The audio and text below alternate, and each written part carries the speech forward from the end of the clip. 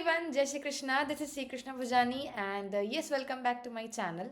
In this video, हमारी जो concept clarity series मैंने स्टार्ट की है उसमें आज मैं आप लोगों के साथ डिस्कस करने वाली हूँ एक्स वर्क्स कॉन्ट्रैक्ट क्या होता है. ठीक है. ये काफ़ी इम्पॉर्टेंट भी है और पिछले अटेम्प्ट में ही अमेंडमेंट आया था एंड सितंबर 25 में इसका क्वेश्चन भी पूछा गया था. तो मैं वो वाला क्वेश्चन भी आप लोगों के साथ एक बार शेयर करूँगी. ठीक है, पहले अपन इसको डिस्कस कर लेते हैं. चलो, एक्स वर्क्स कॉन्ट्रैक्ट होता क्या है सर? देखो, होता है क्या, एक होता है original equipment manufacturer. Original equipment manufacturer क्या करता है ना कि कुछ इक्विपमेंट्स बना के, मोटर व्हीकल्स बना के, ठीक है, किसको देगा? वो डीलर को देगा. डीलर को बेचेगा एंड डीलर आगे किसको देगा? कस्टमर्स को देगा. ये एक तरीके का मॉडल है एक्स वर्क्स कॉन्ट्रैक्ट का. ठीक है, तो देखो, इन sectors like automobile manufacturing companies, जो ओरिजिनल इक्विपमेंट मैन्युफैक्चरर होते हैं और उनके डीलर्स होते हैं ना. डीलर्स कौन होते हैं? जो रजिस्टर्ड पर्सन होते हैं और व्हीकल्स परचेज करेंगे किन से?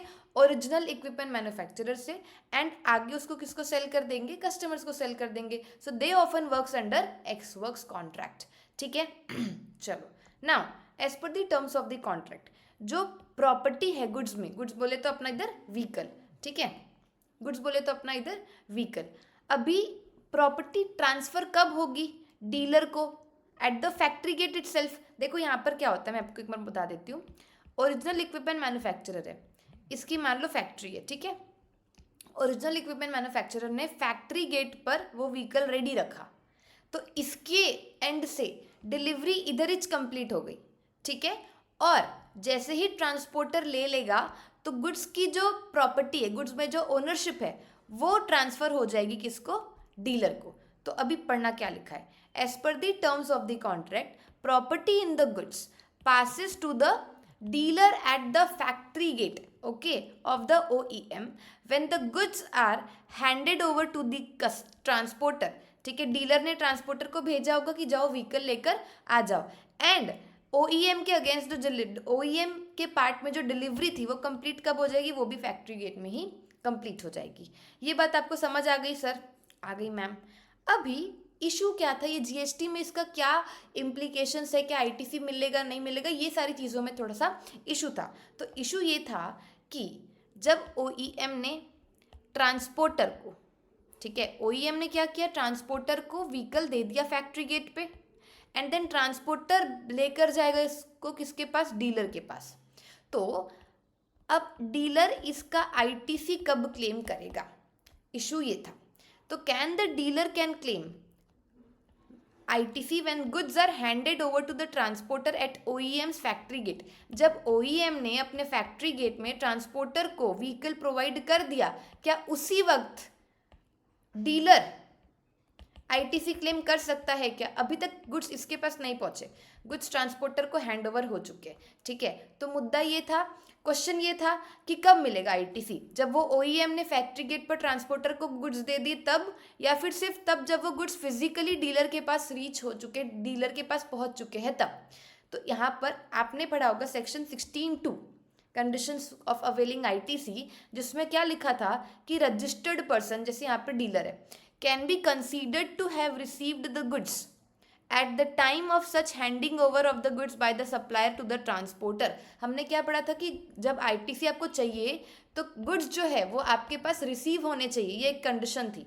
ठीक है, तो ये क्लैरिफाई किया गया है गवर्नमेंट ने कि जैसे ही ओरिजिनल इक्विपमेंट मैन्युफैक्चरर ट्रांसपोर्टर को गुड्स हैंड ओवर कर देता है, ये मान लिया जाएगा कि जो डीलर है इसको गुड्स मिल चुका है और ये जो डीलर है ये उसी टाइम क्या कर सकता है? ITC क्लेम कर सकता है, कोई दिक्कत नहीं है.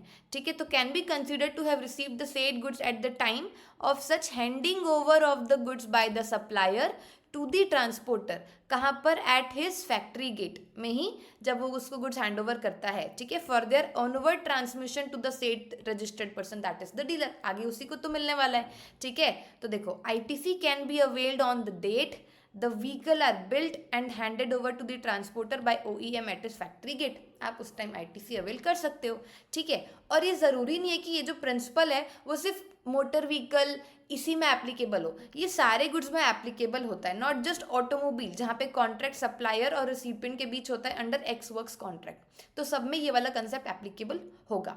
ठीक है, आईटीसी कब नहीं मिलेगा ये आपको नॉर्मल सी बात पता है कि अगर जो आपके गुड्स है वो पर्सनल पर्पस के लिए यूज़ करते हो, मतलब नॉन बिजनेस पर्पस के लिए यूज़ करते हो, तो आपको आईटीसी नहीं मिलेगा। मान लो आपके गुड्स चोरी हो गए, गुम गए, डिस्ट्रॉय हो गए, ख़त्म हो गए, फेंक दिया गया, तो फिर उस केस में भी आपको आईटीसी नहीं मिलेगा, ये तो आपको ऑलरेडी पता है। ठीक है, तो डीलर्स को ये चीज़ का ध्यान रखना है कि जो गुड्स है वो एलिजिबल बिजनेस एक्टिविटी के लिए ही यूज़ हो। ठीक है, अदर एक्टिविटीज़ के लिए यूज़ ना हो।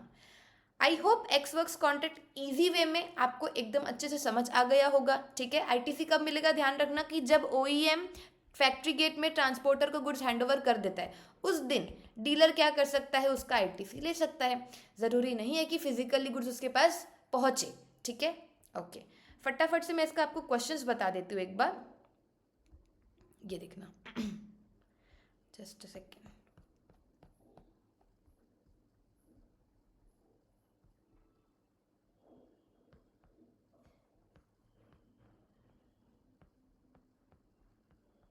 ये देखो क्या लिखा है, किसने परचेज किया है, वीर ट्रेडिंग प्राइवेट लिमिटेड है, रजिस्टर्ड एंटिटी है जीएसटी में, रायपुर राजस्थान।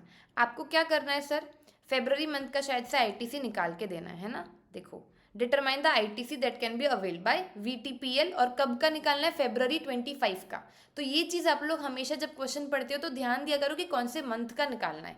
ठीक है, तो फेब्रवरी 25 की इन्फॉर्मेशन आपके पास दे रखी है। क्या लिखा है, इस वीटीपीएल ने क्या किया है, परचेज किया है इक्विपमेंट, किससे, ओरिजिनल इक्विपमेंट मैन्युफैक्चरर से as an ex works contract basis, कब, 26 फरवरी 2025 को। अब as per the terms of the contract, जो गुड्स है ना सर, जो ये ओईएम है वो किसको डिलीवर करेगा, ट्रांसपोर्टर को, किसके बिहाफ में, रेसिपिएंट के बिहाफ में। ठीक है, ओईएम जो है जहाँ पे उसका फैक्ट्री है, जो भी उसका प्लेस ऑफ बिजनेस है, वहाँ पर वो गुड्स हैंडओवर कर देगा ट्रांसपोर्टर को।